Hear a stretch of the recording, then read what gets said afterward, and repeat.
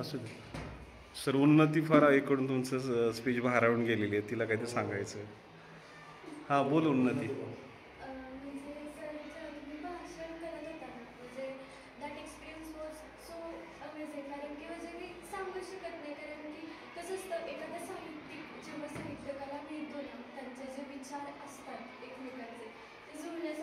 त्यांचा प्रवास आणि माझा प्रवास म्हणजे तुमचा प्रवास आणि माझा प्रवास हा थोडं थोडं जुळणार आहे. म्हणजे मला छान वाटतं की मी एका माझ्या सारख्या प्रकृतीला बघते जेव्हा मी खूप भारी येत होतं. म्हणजे शब्दात व्यक्तच नाही करू शकत. मी खूप भारावून गेले तुमचं भाषण ऐकलं जेव्हा, कारण मी खूप उत्सुक होते. मी 4 दिवस पप्पांच्या मागे लागले होते, पप्पा तुम्ही यायचं बघायला, नक्की यायचं ऐकायला तुमचं भाषण. आणि माझ्या पप्पांना सुद्धा खूप भाषणं आवडली तुमची. तर मनाशी बोलून आता नाही येते. यूट्यूबवरती सर आम्ही सगळे बघतो, पण प्रत्यक्षात आज तुम्हाला पाहायला मिळालं आम्हाला. आणि असं अनेक विद्यार्थी आमचे जे आहेत की ते निश्चितपणे त्यांच्यात प्रेरणा निर्माण होईल, तर त्यांना आशीर्वाद द्यावा ही विनंती आहे सर. तुम्ही जे शिक्षक करताय असं मी महाराष्ट्रामध्ये अनेक विद्यालयात जातो, परंतु विज्ञानापासून साहित्यापर्यंत तुम्ही जे आविष्कारित करताय ते मला मुलांच्या मध्ये दडलेले जे सुप्त कला आहे, जे गुण आहे, त्यामध्ये प्रतिभा आहे. प्रज्ञेचा संबंध गणिताशी आहे, परंतु प्रतिभेचा संबंध हा साहित्याशी.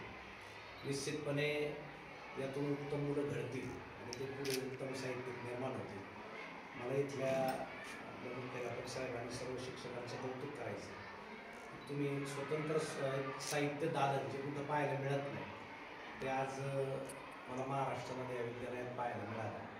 मी याचा उल्लेख नेहमी इतर ठिकाणी करेन की कसा आदर्श घेतला पाहिजे.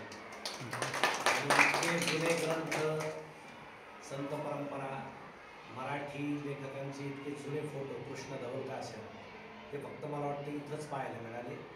आणि हा भूतकाळ वर्तमानाशी आणि भविष्याशी जोडण्याचा प्रयत्न आहे. ही संस्कृती आणि परंपरा तुम्ही संक्रमित करताय पुढच्या पिढीला.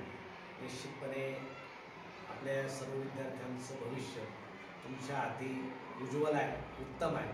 म्हणून सर्वांना मी मनपूर्वक शुभेच्छा. हे सर्व करत असताना प्रेरणा फार महत्त्वाची असते. आमच्या संस्थेचे अध्यक्ष आदरणीय किशोर बापू बाचल यांची प्रेरणा सर्व उपक्रमांच्या पाठीमागं आहे.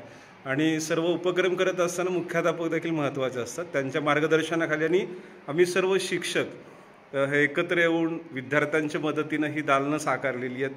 निश्चितपणे तुम्ही इथं आला आणि मुलांना खूप छान मार्गदर्शन केलं. निश्चितपणे हे सर्व विद्यार्थ्यांच्या स्मरणात राहील. आपण या ठिकाणी आला याबद्दल धन्यवाद देतो.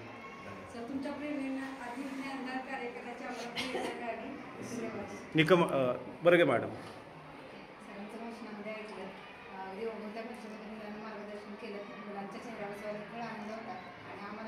अजून जो मला काम करण्याची प्रेरणा मिळाली. निश्चितच पुढच्या वर्षी मराठी विषयावरूनच आणखी वेगळं काहीतरी करण्याचा प्रयत्न. बरं सर, तुमच्यामुळं हा योग आला.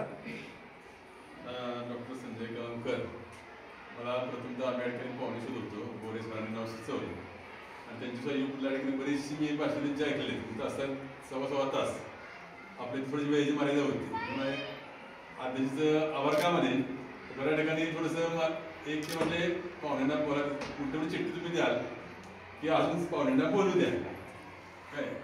त्यामुळं संस्थेचं आपण म्हणतो पाहुण्यांना अतिशय चांगलं. त्यांना या ठिकाणी विनंती केली होती की आम्हाला विद्यार्थ्यांना प्रेरणादायी, आनंददायी आणि तुमच्या विनंती शैलीमधून आम्हाला सगळं ऐकायला मिळालं.